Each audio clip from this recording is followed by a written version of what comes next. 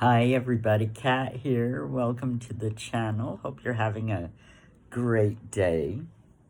Well, we have pictures of Oprah handing out blankets and pillows at a relief center on the island of Maui in Hawaii.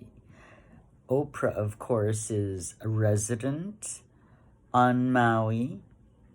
She's got over 2,000 acres on the island, as Jeff Bezos also has property there, quite large property, and he's looking to buy more. Mark Zuckerberg, these very rich billionaires live on Maui. And now, of the Hawaiian Islands, Maui is the least populated. Just, a couple small communities on one side of the island. It is not the big tourist island. That's Oahu. But anyway, as we've seen with this horrible hurricane that somehow out of the blue just started a fire that wiped out a town. Completely, there's thousands of people missing, billions of dollars in damages, billions of dollars in real estate lost. The real estate prices there are very steep, very astronomical. It's very expensive to live in Hawaii, and especially on such a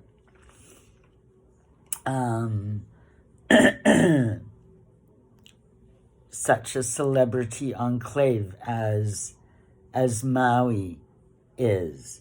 Now, there's some really interesting things. First of all, what I gotta say, Oprah pops up. And whenever Oprah pops up, there's usually something shady going on. Because we do know she's not who she likes you to think she is. A lot like Meghan Markle. Maybe that's why they get along so well. So there's just some things about this story that to me just don't ring true. First of all, so they have a hurricane warning in the region. Now, hurricanes are storms that develop over water, high winds. They bring tidal waves and flooding and destruction through water that way. Funnily enough, most of Maui, there's not a whole lot to burn. It's a volcanic island, volcanic rock. Of course, the developments, the town and everything, but you don't expect a hurricane to cause a fire. You expect flooding, you expect water damage, that kind of thing, washed out to sea, especially on an island. But no. This community somehow, nobody can explain how a fire started during the midst of a hurricane that never hit them. It's a mystery, but it wiped out the whole town. And interestingly enough, one thing, if you want to get the closest to the truth, is you've got to, of any newsworthy event, look at the earliest reactions, the earliest footage, the earliest accounts of things that you can find. There are accounts of locals in the town that was destroyed by the fire and that have gone on TV, well, at least on YouTube, and said this was no accident. That was no hurricane. And go on to explain their theory of what's going on.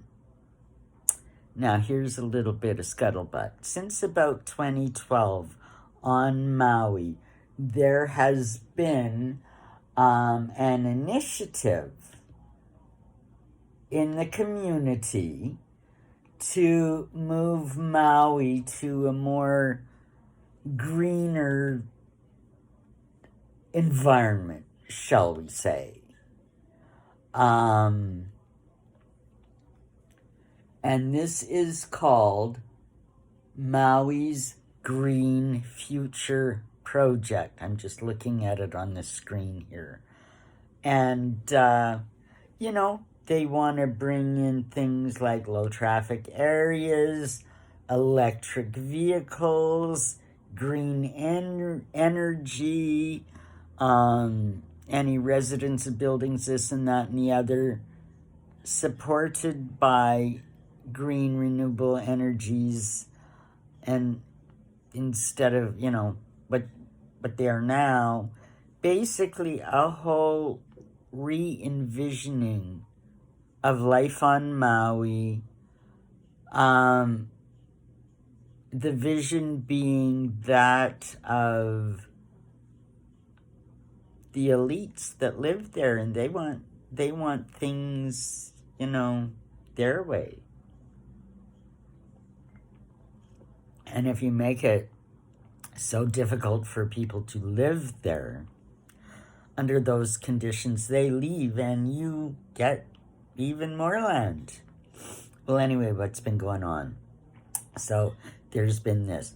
And what they do through charitable foundations and this and that, funnel money into companies that are willing to invest in this new green future of Maui. Say electric car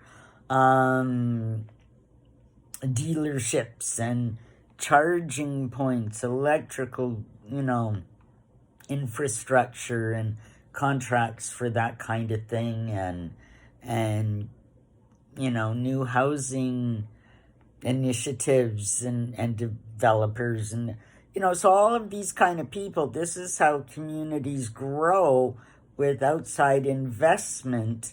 And when you have a goal like let's make Maui green, that'll bring in certain types of investors, which may be influenced by the residents, say maybe Oprah or Jeff Bezos or Zuckerberg, you know somebody that knows somebody that has a housing development, and, well, we'll start a fund, we'll start a nonprofit to build whatever kind of housing, and, you know, here's a few million, you get the contract. You know how these things work. And I mean, this is all speculation on my part, but I'm not the only one talking about it. Locals are talking about it. What they think is actually happening is somehow this fire that leveled this town was not an accident. And, you know, the very fact that locals have been incentivized to sell their property and move off Maui. Some have taken it, a lot love it there, and that's their home, and they're like, no, we're not leaving. You know, it's the same kind of situation where you'll see a farm in the middle of a freeway because that farmer refused to sell and everybody else around him did for the road to go through. It's this kind of a situation with the locals on Maui and the developers and the big money and the corporation and our rich residents that all have a vision for a much greener Maui,